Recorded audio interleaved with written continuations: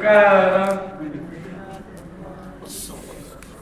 हरे राम राम राम हरे हरे, हरे कृष्ण कृष्ण कृष्ण हरे हरे. हरे राम राम राम हरे हरे, हरे कृष्ण कृष्ण कृष्ण हरे हरे.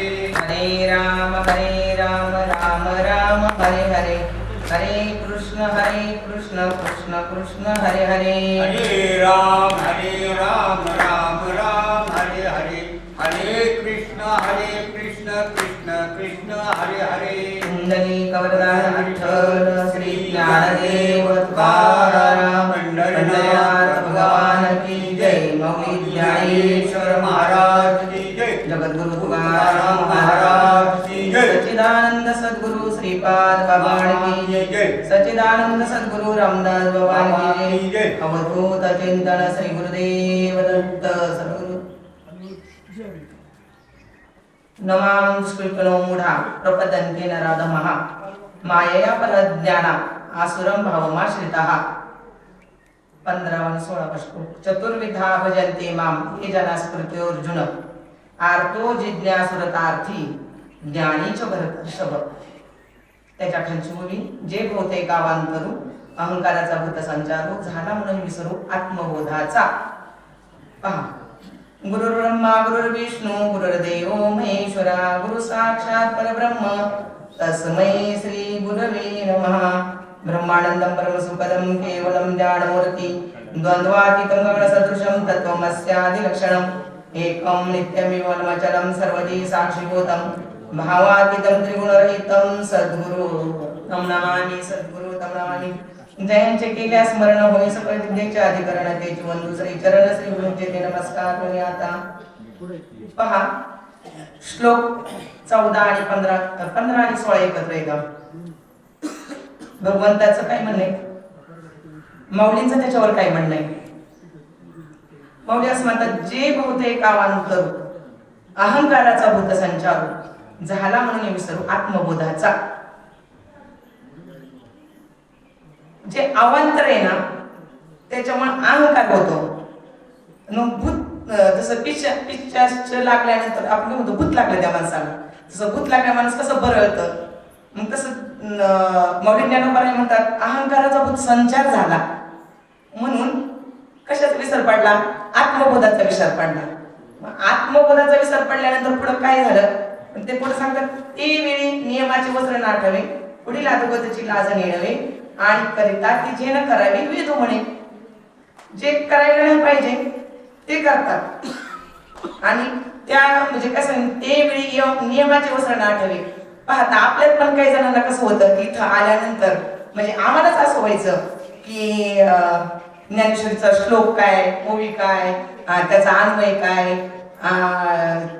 हे काहीच कळत नव्हतं.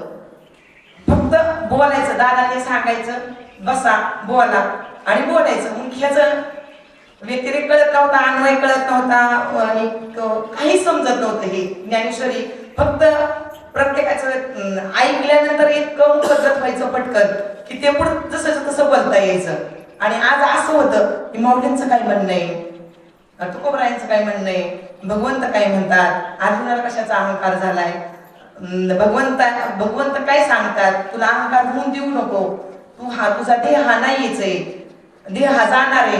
हे सगळं म्हणजे आता समजायला लागले ह्या गोष्टी माऊली जे काही सांगायला लागले. आणि तुम्हाला खरं सांगू का, ज्या वेळेस आपण आहे ना जसं मोठं होऊ तसं आता बाळबळ्या बळ्या वाढे है ना,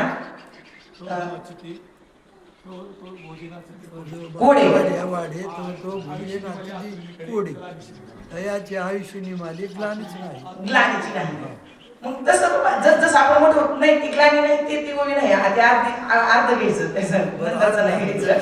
कारण ज्यावेळेस आपलं आयुष्य मोठं होतं म्हणजे मला माझा अनुभव सांगायचा इथं की आम्ही ज्यावेळेस अनुग्रह घेतला त्यावेळेस खरंच म्हणजे इतकं काही ते अज्ञान होतं माणसाला की मस्त हा बोध एवढा चांगला आहे, बोध दिला माझं सांगाली मार्ग दाविला नीट भ्रांती समोर गेली दिसू लागली वाट. एवढा बोध तो अंतःकरणात ठसला पाहिजे. त्या बोधाने माणसाला काय होतं की जे घेतल्यानंतर कळतं, पण त्याच्यासाठी काय पाहिजे की आपली अंतःकरणाची तेवढी बैठक पाहिजे. की जसं बाबा सोन्याच्या भांड्यात वाघिणीचं दूध ठेवावं लागतं असं म्हणतात, तसा हा बोध सुद्धा आपला म्हणजे आपली प्रकृती आहे आणि हा जे आत्मचैतन्य आहे आणि त्या चैतन्याला तो बोध झाला त्या चैतन्याला, आणि ज्या चैतन्याला बोध होतो आणि त्या बोधातून आपल्याला जे परिवर्तन होतं आपलं, आणि ते परिवर्तन झाल्यानंतर जे काही आपली प्रक्रिया होत असती, हळूहळू ढाळे केतुली नाही वेळे मार्गाच्या वेळी निश्चित ठाके, ज्यावेळेस आपण हळूहळू या मार्गाने जाऊ लागतो आणि त्यावेळेस आपण निश्चित त्या मार्गाने वरती जाऊन पोहोचल्याशिवाय राहणार नाही. परंतु मार्ग कळला पाहिजे, कुठल्या मार्गाने आपल्याला जायचं ते निश्चित कळलं पाहिजे. आपल्याला मार्ग जर नाही कळला, सांगणाऱ्याने व्यवस्थित जर नाही सांगितलं आणि आपण जर आड रस्त्याने जर गेलो तर आपण रस्ता चुकल्याशिवाय राहणार नाही. परंतु माऊलींच्या कृपेने दादांसारखी माणसं आपल्या जीवनात भेटली. खरंच जन्मोजन्मी आम्ही बहुपुण्य केले, तेव्हा या विठ्ठली कृपा केली. खरंच पूर्वजन्मीचं काहीतरी पुण्य असेल, त्यामुळे माऊली ज्ञानोबा कळाले.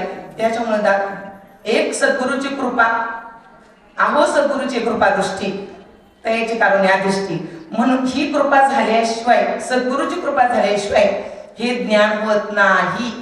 ही मी आजही सांगते, व्यासपीठापासूनही सांगते. एरवी तुम्ही किती जरी अभ्यास केला, अभ्यासामुळे पाहता हे ज्ञान हे अभ्यासाने नुसत्या होत नाही, त्याच्यासाठी तुम्हाला बोधच व्हावा लागतो. आणि असं मी खूप मोठमोठ्या महात्म्यांचं ऐकलेले, आणि हे ऐकल्याशिवाय आपल्याला बोलता येत नाही, ते आचरणात आणता येत नाही. आपल्याला मिळालेला बोध खूप चांगला आहे. काय केले उपकार सांगू मी, काय बापण तरी ऐसी माय, तो बोध त्या संत मायबापाने आपल्या दारापर्यंत तुम्हाला काय सांगावं. आता हे खरंच म्हणजे काहीतरी पूर्वजन्मीचं पुण्य असल्याशिवाय ही गोष्ट आपल्याला मिळू शकत नाही. हे काहीतरी पुण्य होतं आपलं. तीर्थी पुण्य साचापडे हे तर भूत जन्मांती जोडी नाम तुझे वाचेशी आठवडे समागमकडे संतांचा. म्हणजे संत कोणाला म्हणतात, आम्ही दादांना पाहायचो, म्हणजे असं आपल्या माणसं तुम्ही आम्ही माणसं आजशी बोलतो तशी दादा पण आम्हाला वाटायचे. पण त्यावेळेस पण असं वेगळं काहीतरी जाणवायचं की नाही बाबा तुम्ही देव आहात. म्हणजे माझ्या मनाचं सांगते मी तुम्हाला, मला असं म्हणजे जगाचं कोणाचं मी सांगून काहीच बोलणार. मी माझ्या जे म्हणजे अंतकरणाचा जो भाव जो होता, मी आता पण आमच्या भाऊची माझी चर्चा झाली ना, जर दादा गेले ना आमच्या घरून तर आम्ही ते बेडशीट असायचे, बेडशीटला धरून आम्ही रडायचो. म्हणजे अंतकरणाचा भाव सांगते मी तुम्हाला. मग ते का होत होतं की तो बोध त्यांनी आमच्यापर्यंत एक कसलीही अपेक्षा न करता आठवड्यात, आता तरी फोन झाले, त्या काळात फोन बी नव्हते, पण दादा यायचे कळलं ना आपोआपच कळायचं की दादा येणार आहेत आज, असं वाटायचं. काका माहिती दादा येणार आहेत आज, आणि 100% ह्या वेळेपर्यंत गाडी आमच्या दारात असायची. मला सांगायचे काय, आपल्याला जे बहुतेक अवांतरू अहंकाराचा भूत संचार, अवांतर वाक्य आणि महावाक्य. अवांतर आपण काय करतो, देवपूजा करायची, नामस्मरण करायचं, हरिपाठ घ्यायचा, हे सगळं अवांतर झालं. पण महावाक्याचे नि नावे, गुरुकृपेचे नि थावे, माता हात ठेवीला नव्हे थापटीला जायचा. ज्यावेळेस असं होईल त्यावेळेस तुमचा अहंकार जातो. तुमचा अहंकार त्याच्याशिवाय जात नाही. तुम्हाला भक्ती केल्यानंतर तुम्हाला अहंकारच होतो. मग तुकाराम महाराज म्हणतात, अहंकाराने नाडेले आणि तुकामुळे वाया गेले. म्हणून अहंकार होऊन द्यायचा नाही असं भगवंत अर्जुनाला सांगतात. आणि माऊली ज्ञानोबरायाने ते सांगितलं, जे बहुत हे जे भौतिक आहे ना, ह्याचा भौतिकाचा आपल्याला अहंकार झाल्याशिवाय राहतच नाही.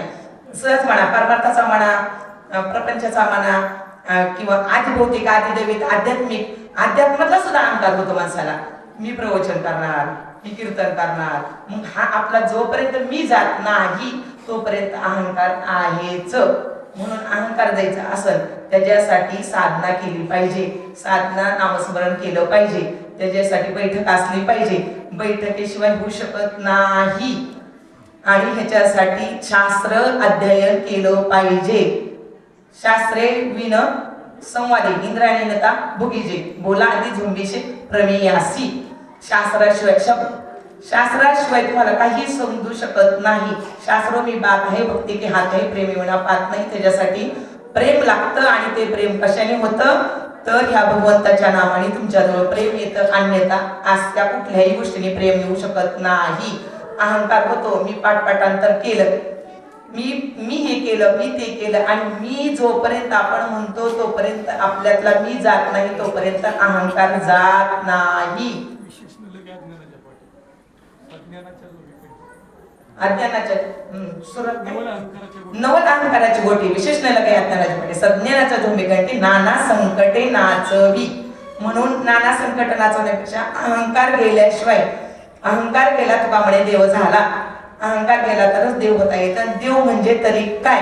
ज्यावेळेस तुम्हाला ते सद्गुरूने दिलेलं नाम आहे, नवे नवे जे सद्गुरूची वस्तू आहे, सच्चित आनंद जी वस्तू आहे, आणि ती वस्तू कुठं बाजारात मिळत नाही. उघड्या बाजारी कथा हेतून आवडेले पंढरीनाथा.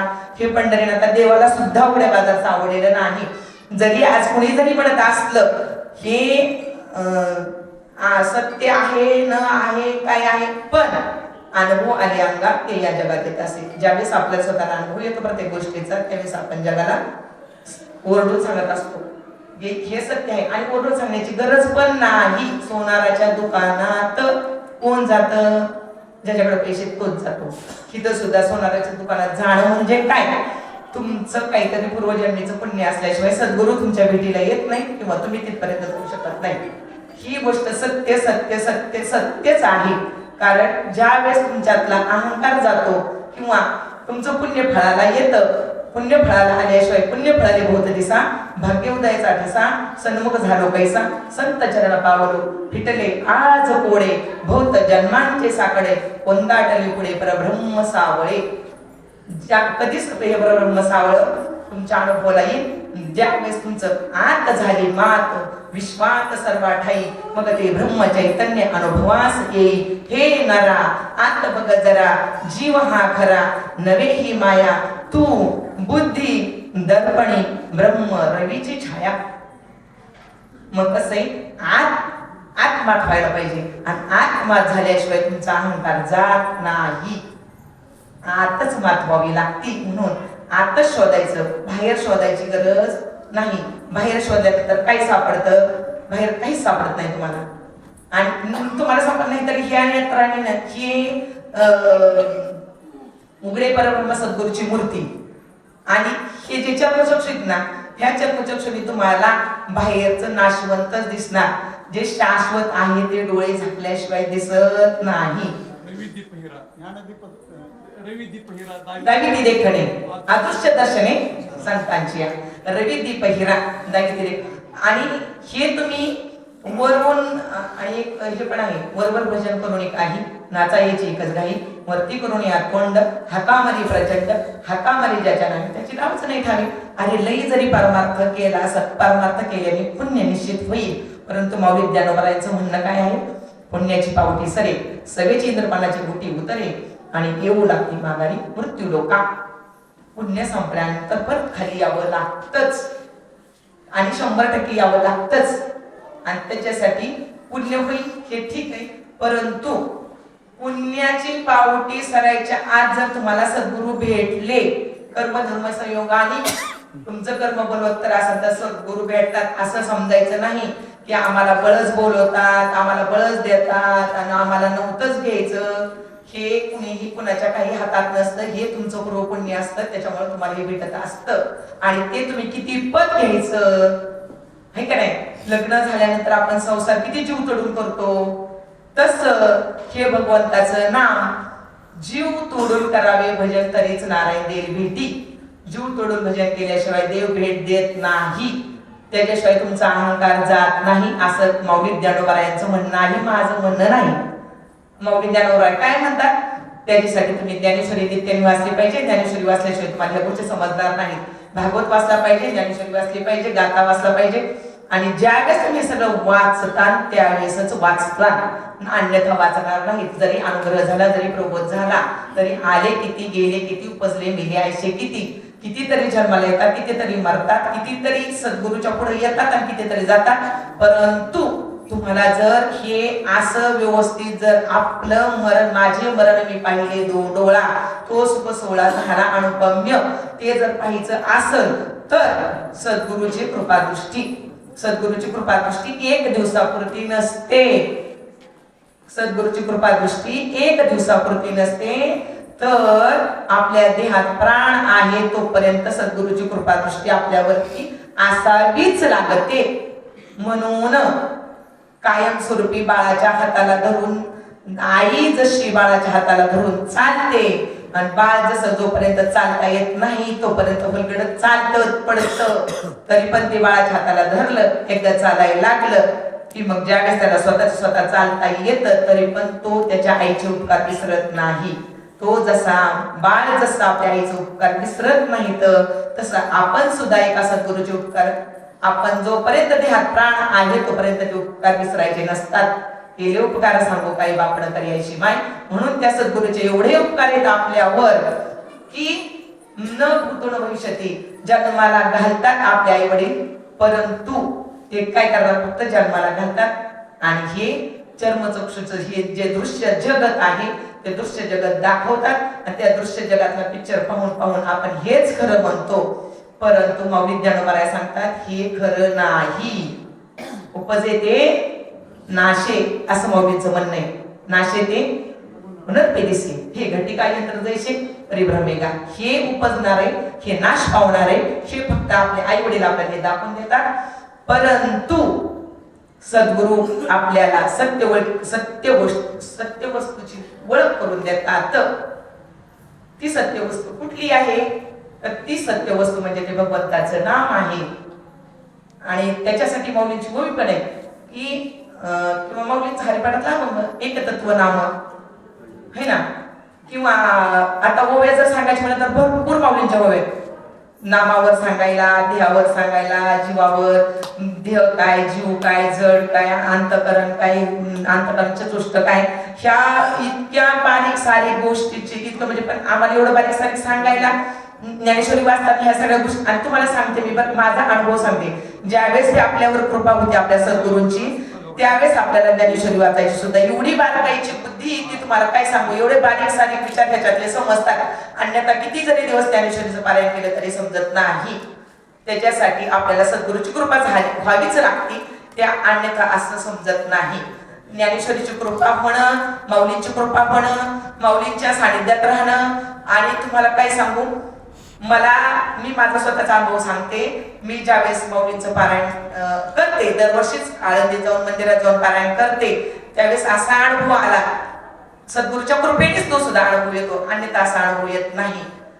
एक आळंदीत म्हणजे आपल्या काही ओळखी नसतात आणि जे ओळखीचे असतात ते काय आपल्याला ओळख देत नाहीत, कारण त्यांना ह्याचा अहंकार झालेला आहे ना की आता माऊलींनी ओवी टाकली ते उगीच नाही, बहुतेक अहंकार. मग ते आपले जरी जवळची माणसं असते ते आपल्याला ओळख देत नाहीत. तर ओळख नाही देत, मी काय केलं, आपली बॅग घेतली, मंदिरात गेले, थोडस वाचन केलं. वाचन केल्यानंतर मला थांबायचं कुठं. मिसाळ महाराजांच्या कथेत एक भीमदादा म्हणून बसलेले असते, तुमच्या कधी पाहण्यात असतात तर ते भीमदादा भेटले होते आम्हाला ह्याच्या अमळनेरच्या सप्त्यात. तर ते म्हणले तुम्ही येणार आहेत काळा गेले, म्हणजे हा आता मी पारायला येणार आहे, पण आपले आता त्या माणसाकडे फोन नाही, पत्ता नाही. त्या माणसाकडे एक एवढीशी कॅरेबॅग असते, अंगावर सगळं झाकण्यापुरतं थोडंसं वस्त्र असतं त्यांच्या अंगावर, एवढं. ह्याच्या पलीकडे त्यांच्याकडे काहीच नाही, उघडेच असते. आणि त्यांना शोधायचं कुठे, त्यांना कुठे शोधायचं. मी रात्रीच्या 9 वाजले मंदिरात, त्या दिवशी गुरुवार होता, माऊलींची आरती, मंदिर बराच वेळ उघडं असतं, गुरुवारी पालखी असते माऊलींची. आता त्यांना शोधायचं कुठं, बघा माऊलींची कृपा कशी असते. आणि मी काय केलं, जरा वेळ वाचन केलं, 2-3 अध्याय झाले असते माझ्या वाचून, आणि थांबले. मी काही चक्कर मारून यायची, बघायचं कोण भेटतंय कसं. पाहिलं तर दादा येऊन बसले होते. कधी आल्यात ताई तुम्ही? दादा मी 6 वाजताच आले. तुमची काय सोय? म्हणजे माझी काही सोय नाही, माझ्याबरोबर बॅग आहे माझी. मग म्हणले कर्मधर्मसाहेबांनी एक माणूस आला त्यांच्याजवळ, त्याने दर्शन घेतलं. त्यांनी सांगितलं ताईंची सोय करायची तुझ्या घरी नेऊन, मी जेवायला देईन त्यांना, फक्त तुझ्या इथं नेऊन त्यांना आरामाची सोय त्यांची करायची, त्यांना इथं पारायण करायचं. मला सांगायचं काय, माऊली काही कृपा, एक अशी कृपा होती आणि असे मला एवढे अनुभव आले माऊलींच्या मंदिरात की न भूतो न भविष्यती आणि न सांगण्यासारखे. आणि ते कोणाच्या कृपेने आले, एक माझ्या जीवनात सद्गुरू भेटले आणि त्या सद्गुरूच्या कृपेने माऊलींचे अनुभव येतात.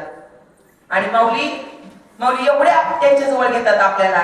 आणि हे एवढं जे ज्ञान आहे ते ज्ञानाचा पुरवठा, ते सेवा हा दारवंटा, स्वाधीन करू सोबटा ओळखुनी. ते ज्ञानाचा पुरवठा, ते ज्ञान हृदय प्रतिष्ठे. मग शांतीचा अंक कुठे? विस्तार हो प्रकटे आत्मबोधाचा. आत्मबोधाचा विस्तार त्यावेळेस आत्मबोध होतो आणि जे तो आत्मबोधाने माणसाला विवेक जागा होतो आणि विवेक झाल्यानंतर सत्य काय, असत्य काय, नित्य काय, अनित्य काय, खरं काय, खोटं काय, शाश्वत काय, अशाश्वत काय, ह्या गोष्टीचा निवाडा झाल्याशिवाय राहत नाही. म्हणून 15 मिनिटाचा मला वेळ दिला त्याच्याबद्दल तुमचे सतशः आभारी आहे. पुंडलिक वरदा हरी विठ्ठल श्री ज्ञानदेव तुकाराम पंढरीनाथ भगवान की जय. माऊली ज्ञानेश्वर महाराज, जगद्गुरु संत तुकाराम महाराज की, शांती ब्रह्म एकनाथ महाराज की जय.